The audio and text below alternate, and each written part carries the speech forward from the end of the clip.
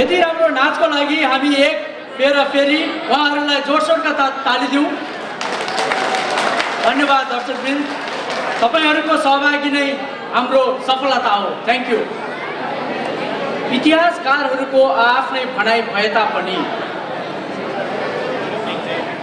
गुरुङ शब्दको सुहाउँदो किम्वदन्ती यस प्रकार छ। संस्कृतमा गुरु भनेको शिक्षक वा इंग्लिशमा टीचर हो। अंग भनेको त भाग अथवा अंश भइहाल्यो, और इन इंग्लिश इट्स पार्ट। गुरुको अनुपस्थितिमा गुरु सरह काम गर्न सक्ने, गुरुको काम गरिदिने भएकाले तमुहरूलाई गुरुको अंग और पार्ट अफ अ टीचर भनेर सम्बोधन गरियो।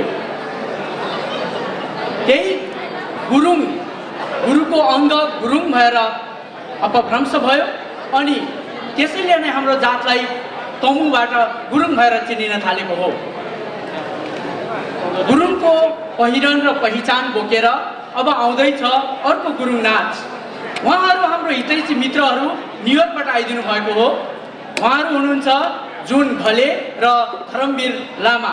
उहाँहरूलाई स्वागत गरौँ दर्शकवृन्द। They are all the way from New York. Let's give a round of applause for the New Yorkers.